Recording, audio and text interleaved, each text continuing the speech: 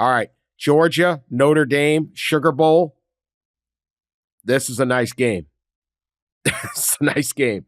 Georgia's going to be without Carson Beck. Georgia is a 1.5-point favorite in that game. Notre Dame started as a favorite. Immediately, everyone started hammering Georgia. So, yeah, I'm kind of surprised Georgia's favored without Carson Beck. I just think that's the quite literal game changer there. We'll see. Gunnar Stockton, they've got a few weeks to coach him up.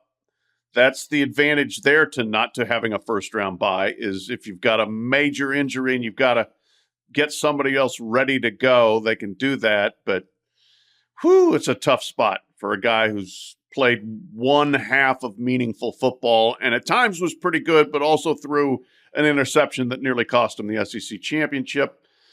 Notre Dame, elite defense. And they had 2 home run plays in the game against Indiana. They had the 98-yard run, obviously, by Jeremiah Love, and then they had the long pass for nearly a touchdown. And that's one thing. This Notre Dame team has a little extra big play ability more than it's had in recent years. Riley Leonard is a good player, and he's dependable.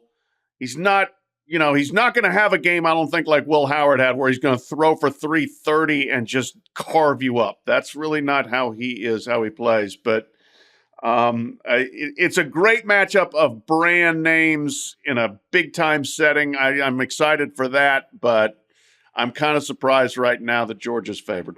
Beck's injury obviously evens this one out pretty good. I think I saw it open originally, right immediately after Notre Dame win. It opened at a pick'em, and then it slid to Georgia -1, or at least what I saw at Circa, I think it was.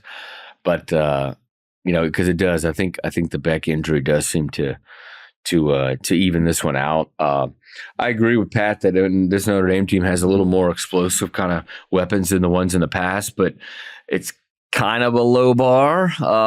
So will they be able to score enough? This feels like a game because of Beck's injury that maybe they don't have to score as much. In the Notre Dame team that I saw against Indiana is one that just plays so sound defensively. They're just always in the right spots, and they get good pressure, and they're just soundly coached. This feels like an old-fashioned throwback Sugar Bowl with these big brands in a low-scoring game where one big play will change the entire outcome.